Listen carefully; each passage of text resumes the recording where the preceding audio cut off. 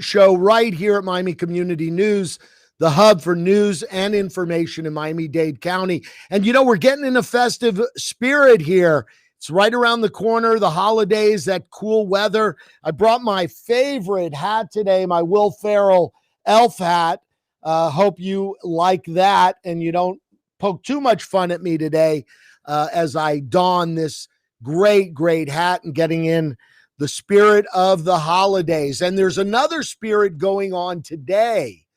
Today, if you don't know, it is the day that the Electoral College will meet to seat a new president and vice president today, with the victory of Joe Biden and Kamala Harris as our new presidents and vice presidents, inaugurated coming in January, on January 20th. And I have with me today at Miami Community Newspapers, head of the Democratic National Committee, Finance Committee of the DNC, Chris Korge, my brother, joining me here at Miami Community News. And Chris, thanks for coming over and joining us today here on the Andy Korge Show at Miami Community News. How are you? I'm great. Couldn't be better. Finally, the day has come to stop the stupid and silly. Yeah, it's a seminal day today for the Democratic National Committee and the Democratic Party. What's the mood? What's the mood of the party today in light of what's going to occur this afternoon? The mood today is Team Joe, baby. Team Joe. What is that? Today's the big day that the Electoral College gets to vote, and there's a whole lot to this, which I'm sure we can get into today. But today's the day. Now, it's not the last day, because on January 6th, Congress will convene, and there will be an opportunity, which I wouldn't be shocked to see, for someone in the Senate and someone in the House to object, and then there's a whole process that goes along with that. But irrespective of what happens today and on January 6th, Joe Biden will be inaugurated on January 20th at 12 noon as the president of the United States, the 46th president. Yeah, I mean, very excited with what's going to occur, and certainly, a lot of change occurring. How do you think things will be different under a Biden-Harris? I mean, don't state necessarily the obvious, but how are things going to change? What are some of the initiatives you think that a Biden-Harris administration will focus on that maybe the President Trump administration did not? Well, I mean, the obvious big thing first is going to be he's going to focus on the pandemic, which unfortunately President Trump pretended to focus on it at the beginning and had all his little press conferences, but we barely have heard from him. I mean, if you look at any given day, he talks about election, the odd fundraiser that he continues to wage, and instead, and barely even mentions the reality of the pandemic and what's going on. So I think you're going to see the pandemic be dealt with in a way that it's never been dealt with by health professionals. And, there's a lot of great people that are in the government already, but have been basically ignored for the last 5 months. And you're going to see that change. And I think you're going to see us get over the pandemic in the next, 12 months. It's going to take 12 months, really. But hopefully by next fall, we're going to see a major impact from the Biden-Harris administration. Well, there is talking about the pandemic. We're reading all the reports about AstraZeneca, Pfizer. I believe Pfizer is shipping to South Florida vaccine today. I read in the press, and I think Jackson Memorial Hospital here in our community is going to be receiving doses of that new the vaccine. So comment on that. I mean, one thing that, I hear a lot of chatter about, well, Trump said he was going to deliver a vaccine before the end of the year. And here we are in December of 2020. And sure enough, vaccines being delivered. What do you think of that? Well, I think it's great that Pfizer and other companies have been able to, in record time, some with the help of the purse of the United States of America, to deliver a vaccine. I think it's great. I mean, I think it's fantastic that they've been able to do it. I'm a little concerned about the, some of the silliness that's gone around, especially in the final days of the vaccine, because there are certainly a large number of Americans that are not at this point saying they're going to take the vaccine. I think that will change over time, but you need about somewhere between 70 and 80% professionals say to actually take the vaccine and be immune for it to take the effect of basically eliminating COVID-19. So, I think it's great. I mean, how can you say it's not great? That'd be silly. It's great that it's done.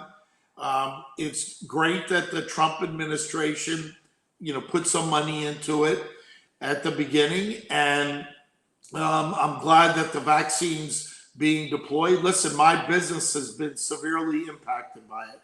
I'm down over 1,350 employees. I'm in, my business is in the airports.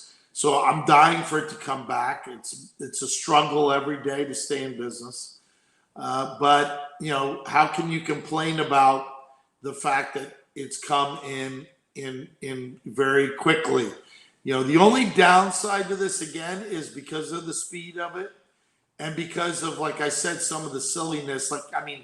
What the hell was going on? I mean, why did Trump have to threaten some, the head of the FDA when it was coming out anyway? I mean, I don't know why he has to act like a bully to do things, and which, creates a little instability as to, the vaccine, as far as people willing to take it, when he's telling someone they're going to be fired if they don't, it's like ridiculous. I mean, the whole thing, it'll be so relieving. I can't wait to be able to not have to every day deal with this madness anymore. And, I'm hoping that and I'm sure that when Joe Biden and Kamala Harris get into office after they're inaugurated, that they will, give the American people a little break. Let's have a vacation from all the rhetoric, threatening, strongman nonsense, and let Trump go out and keep raising money. He's not going to run for president again. He's going to say he is, because he's already raised probably well over $250 million since the election. Guess what he's doing with your money, folks? He's using it for himself. Congratulations. Yeah, we're having a little bit of a connection problem, but yeah. Are you there, Chris? Yeah, I'm here. Okay. But let me go back a second. You mentioned your business at the airports and how much you're struggling, and many businesses throughout the United States obviously have been struggling with this pandemic. It's been a tough go for a lot of businesses in a lot of different sectors. But yet Congress had been fighting over another stimulus. It looks like they may be close to agreeing on about a 900, and I think the last number I saw was $905 billion stimulus package. Do you think that's going to happen? And what do you think they're going to be able to agree upon something and move forward to help businesses that really are struggling and need it all throughout America? I mean, I hope so. It's scary what is about to happen. And if Congress doesn't do something, it will be just horrific, honestly. There are millions and millions of Americans about ready to be thrown out of their homes or rentals because they don't have enough money to pay rent. The relief that was there by the federal government runs out at the end of this month. People will no longer be able to get unemployment. People are running out of money. It's no fault of their own. And quite frankly, the Senate Republicans should be ashamed of us for failing to address the issue. Now, I know nobody wants to run up the deficit.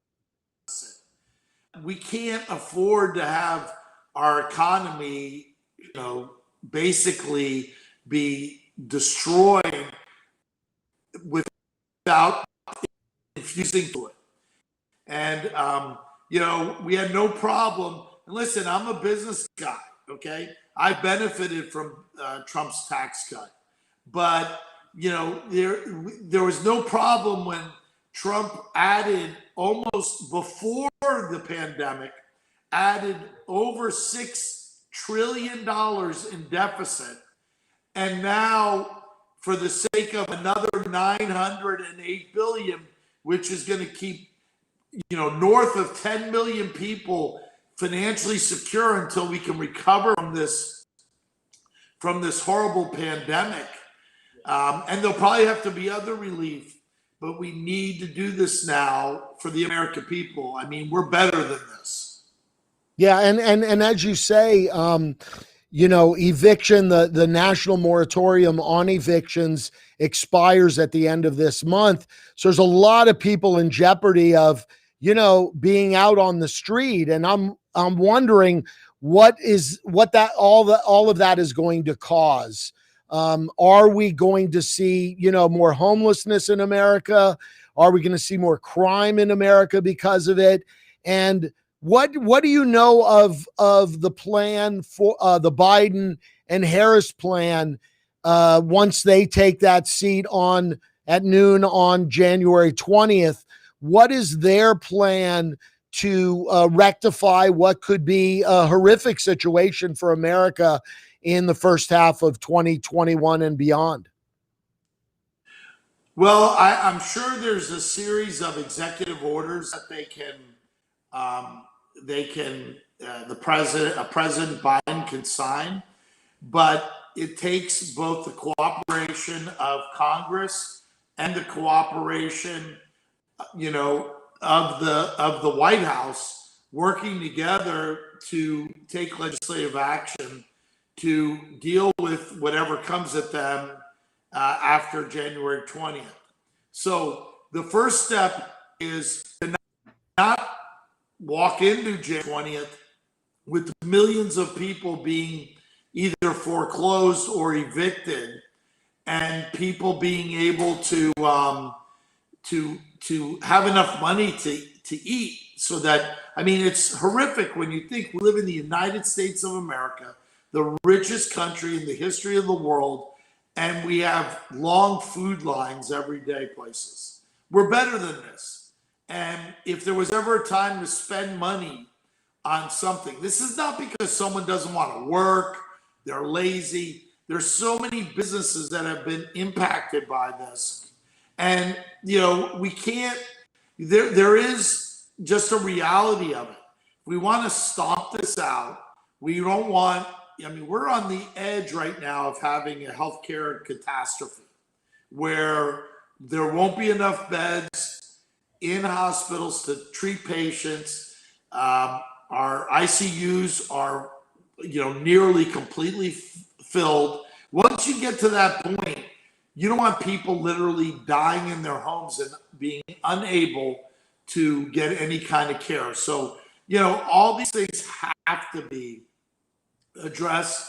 I think there'll be a series of legislative actions that will help small businesses and help the American people over the next 12 months that will make sure that people can survive through this. And we will come out on the other end of this stronger than ever. I really do believe that. Do you feel that, does the party feel that this stimulus package that we've been hearing so much about, 900 billion plus stimulus package, new stimulus package, Does the party believe this will happen? Are we going to see an agreement this week? I mean, I honestly don't know if we are. It would be a stain on the Senate if we don't. They've had for over, I don't know, 5 months a stimulus package from the House. They've never reacted to it. They've never passed anything. All they said was it's too much. It's embarrassing, really. It's embarrassing. I hope to God that Democrats, that we are successful in winning the 2 Senate seats for the special election in Georgia, because that would change the landscape of these things. But we'll see what happens. I want to believe that it's going to happen, but I've been disappointed so many times that common sense has not prevailed. That I don't know. All I can tell you is the Senate had no problem, giving people who make a lot of money, one of the largest tax cuts ever, so that companies like Apple and other companies could take billions of dollars that they saved, billions of billions, hundreds of billions, and just buy back stock and do all kinds of other things. It's really silly, the whole thing. It certainly is. Talk about silly, but we have, I think the last number I saw was 27, and that number is significant of the amount of representatives or senators, U.S. representatives or senators sitting in office today on the Republican side that have acknowledged that Joe Biden and Kamala Harris have won and will be seated on January 20th. Does that shock you and the leaders of the Democratic Party that there hasn't been more of an acceptance that Donald Trump lost the election and let's move on and try to work cooperatively? Are you surprised by that? I actually am surprised by it. I'm surprised what cowards they are. They're afraid that Donald Trump will primary them. And every member in the House runs every 2 years. That's why you see so many of them being so active in that foolish litigation. Now, folks, listen to this. There's 6 Republicans on the United States Supreme Court. He couldn't even get enough votes to get a hearing because his case is, shall I say, Texas's case is so stupid and ridiculous. They just don't want the American people, and this has been going on for a long time. They just don't believe that every vote should count. And that's why we should get away from even this whole Electoral College. Whoever gets the most votes should win in America. Okay? But, think about this. In 2016, some idiotic Democrat, which I'm a Democrat, but I'm going to tell you, someone in the House objected to Donald Trump being elected. But not one senator, not one U.S. senator from the Democratic Party would also agree with them. So the Electoral College vote, without further deliberation, was done. Think about this. Hillary Clinton conceded the election by the next morning in a race that's so much closer. She won the popular vote. And the election was so much closer than how Trump lost by almost 8 million, around 8 million votes. He's lost. He's 306 electoral college votes are going to be cast in favor of Joe Biden and Kamala Harris. How on earth? It's the same thing that Trump won by.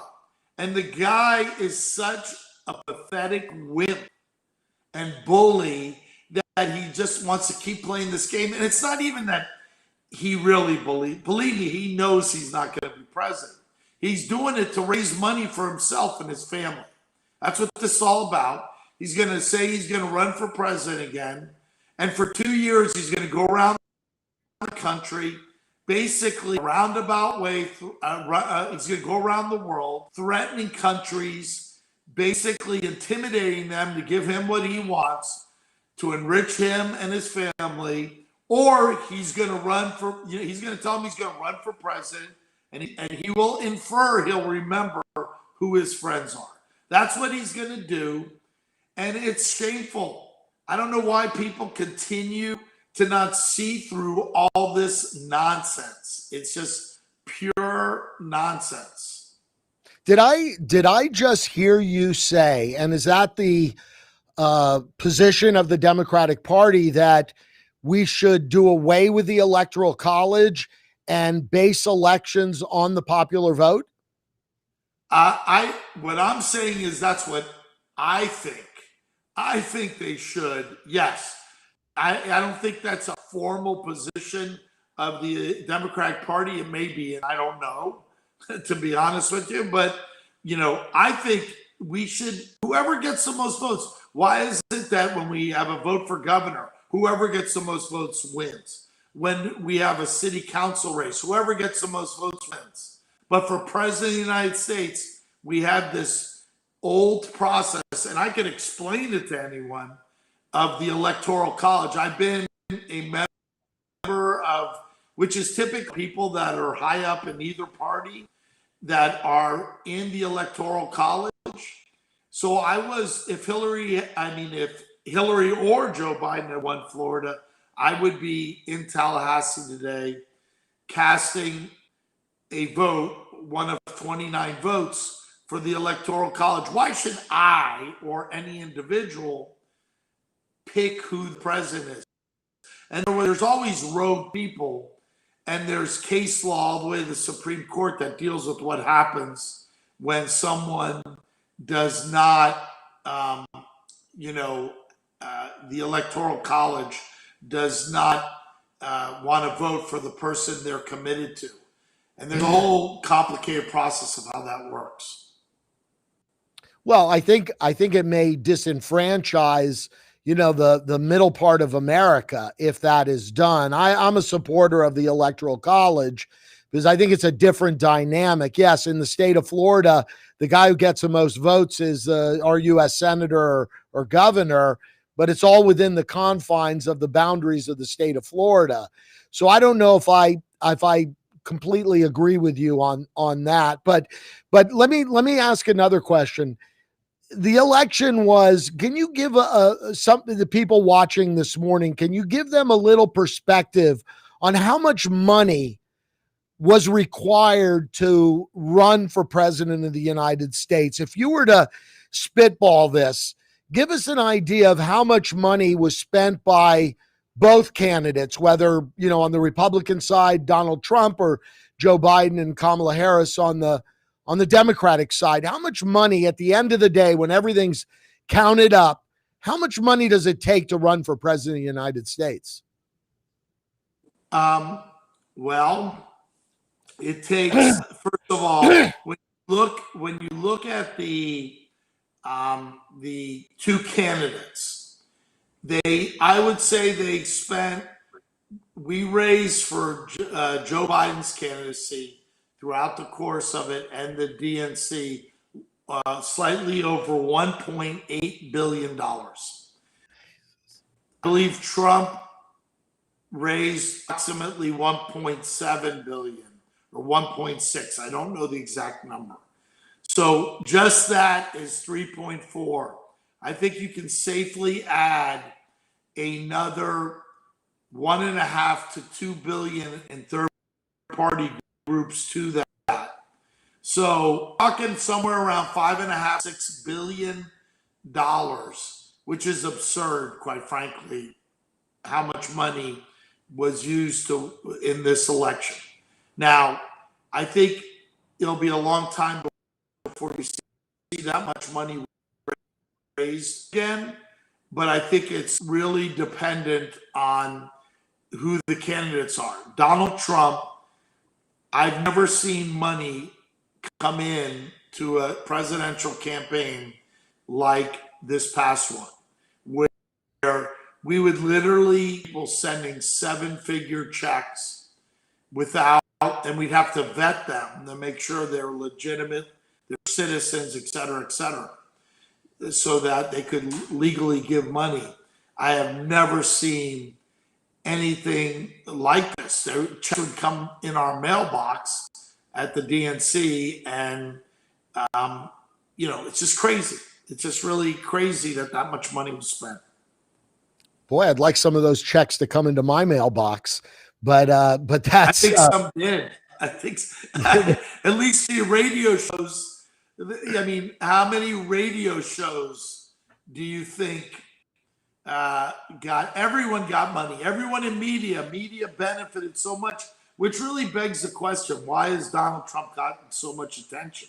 Because the media makes so much money off of it, and I suspect that as much as they're going to say, "Oh, he's no longer the president," they're going to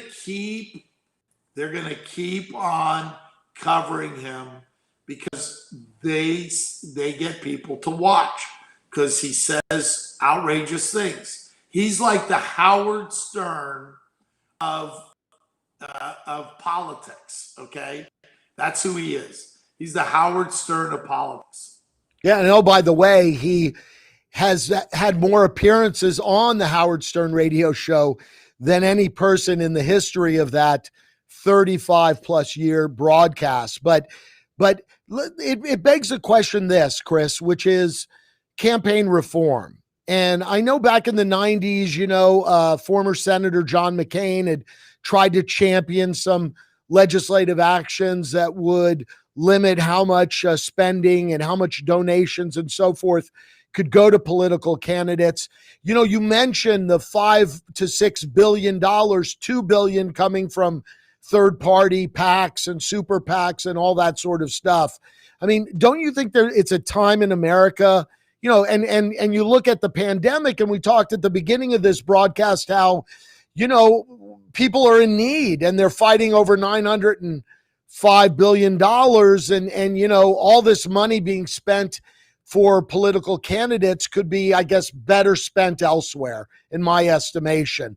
Don't you think it's time in America where we had a serious dialogue about campaign reform and about keeping the money that is spent on the up and up? And what I mean by the up and up is don't hide behind a PAC or a super PAC or, these third parties that are influencing elections the way they are able to influence elections. What's your opinion on that? I think they should do away with super PACs. I mean, it's ridiculous. They shouldn't have super PACs. But make no mistake about it. Donald Trump and Joe Biden had tens of millions of donors and small dollar donors. You don't raise that kind of money from just large dollar donors. And I think limits should be less. I think there shouldn't be super PACs. Unfortunately, the U.S. Supreme Court's made corporations a person for purposes of the First Amendment, and therefore there are no limitations on super PACs. Yeah, it's horrific. So, I want to say this before we end the show. We've got a little bit of time, but I wanted to say this, and I have someone else. Tommy, you have somebody else. Well, I have someone else before you bring him on. I just wanted to say that how proud I am of my brother Chris for taking on this monumental task as the finance chairman of the Democratic National Committee. Because Chris, correct me if I'm mistaken, maybe I'm wrong. Are they paying you millions of dollars a year for this job that you've taken on? No, I've donated six figures. I don't get paid a dime. And I did it only for one reason, because I've done this before. At the DNC, I've had different roles over the last 26 years. I did this because I really was concerned about Donald Trump, and what it will do to long-term to our democracy. I really do believe he's a threat to our democracy. And so, no, I don't This is a volunteer job. I actually was elected to it in a special election within the party. I was asked to come back and do it. So, it was a lot of work up until March 10th. I haven't tried then, but on average, I was on 4 different flights a week, traveling around the country, meeting with donors, and having events, trying to raise money. You may recall, but it wasn't until we caught up with Donald Trump and his incredible fundraising. He started raising money literally 2 weeks after he was inaugurated in 2017. So we finally caught up and passed him. And it's because the American people, and like I said, small donors, this was not financed and run by just large donors. They played a role in it, but not the majority role. And so, this is not a money-making opposition. It is if you're in the media business or campaign business. People on both parties make a lot of money doing this. But for the volunteers and people that give money, like myself, it's certainly it's not done because you're going to make money from it. Well, I am very proud of you, Chris, for volunteering and seeing that there was, potentially this problem in terms of our democracy and taking it upon yourself. And I have someone else that's called in, that's joining us here today, and he wants to congratulate you as well. So go ahead. We've got former President, almost Bill Clinton, on with us here today to congratulate you, Chris. President Clinton, go ahead. Hey, Andy, how are you this morning? And Chris, it's always good to see you, my friend. Well, I know Bill Clinton's voice. I'm not sure that's Bill Clinton. Hey, this is Bill Clinton here. I'll tell you, I got a little bit of fog in my throat this morning. I'm not feeling too good, but I just wanted to say congratulations. By the way, I was having a conversation over the weekend with Sean Penn, and he said, we got to get together and play some more poker. Well, I'll tell you something right now, Bill. Thank you very much. It's great that you've now see the boys mocking me already. We're just 2 seconds into. Where did he go to college, by the way? Well, he's a University of Florida graduate, and then he went to law. Well, that explains that. That explains that. That certainly does explain that. Hey, listen, we're going to get together with Sophia Loren again too. I got that all worked out. Well, thank you, Mr. President. Thank you very much. I really appreciate it. Anyway, listen, I was listening to the conversation. The only thing that comes to mind after watching a program last night on PBS about El Duce is, Chris, the guy in the White House right now, he's not an American. He's a fascist. He's a fascist. He can't accept the fact that he's lost. His people, the reason they're doing what they're doing is because of the impeachment hearings that went on when he first became president of the United States. They can't accept the fact that they're losing. And let's be honest with you, if you're a Republican and you're not cheating or lying or stealing, you ain't winning. That's the only way they can win, is if they lie, cheat, and steal. What do you think of that, Chris? I hope we can be better than that. I just hope so. Well, like I said, I think the man is a fascist, and I'm with you, Chris. I think in the next couple of years, if he's not involved in some illegal hassles, which I think he's going to be with the Southern District of New York, I think the situation is going to get to the point where people are going to start to walk away from him, except maybe that 35 or 40% of the American people. We saw them rioting in Washington over the weekend, and that is absolutely hypocrisy, considering what this America stands for. And, you get Mitch McConnell, the turtle, and he, for some reason, he just doesn't seem to want to do anything for the American people on a stimulus package. People are hurting out there. People are really hurting, and we've got to do something. And you got to get Nancy Pelosi to agree to something, too. She seems to be sitting on her butt, sitting there going, well, we need more. We need more. Take what you can now. Listen to what Ronald Reagan used to do, and I used to do, is take a little now, get a little bit more later on, because when Joe gets in there, they're going to go for another stimulus package anyway. Let's get people through the holidays and through January and part of February, and then let's see what happens. We've got to get America on their feet again. I think Pelosi's already said she's in favor of the 900 and Well, that'd be good. stimulus package. That would be good, Joe. That would be really good. And let me just say this: it's fabulous, Chris, that you're on with your brother. I mean, that hat's got to go, though. I got to tell you the God's honest truth. That Santa Claus thing has got to. You got to, Chris. You got to get a hold of that thing and burn it. You know what I'm saying? By the way, Chris, you know your brother took me out to lunch when I was in down there in South Florida some time ago, and Arnold Schwarzenegger was with us. And you know where he took us for lunch? Where? Denny's. He took us to Denny's. Now I didn't expect Joe Stone Crab or anything, but Denny's, for God's sakes.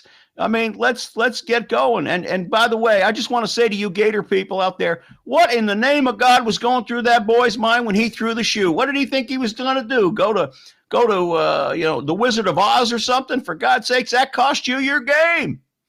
That cost us our chance for the national championship. Oh, no, you weren't going to get in on that fight. The only team that's going to get the national championship this year, Chris, is Alabama. Let's be honest. They're going to tear people apart.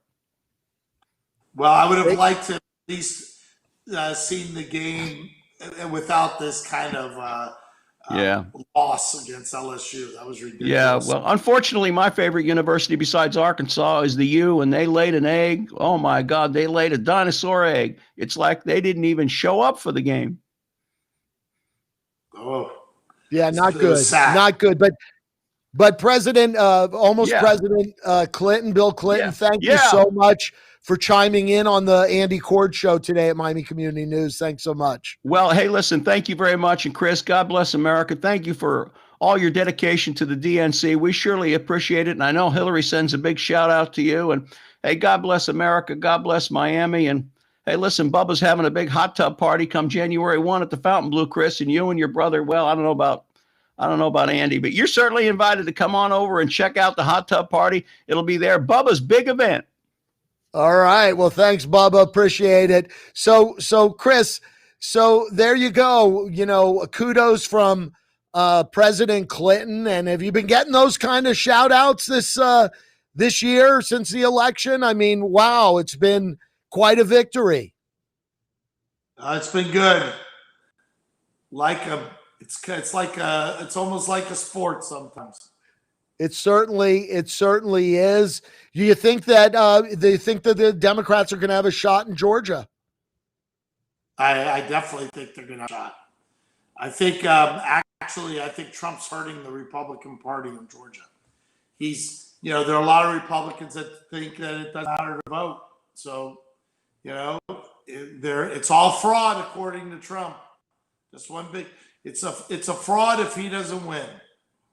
Yeah. Do you think that so your position is, as it pertains to Donald Trump, you really don't think he's going to run for office again in 4 years? Do you think it's a possibility that one of his kids runs for office?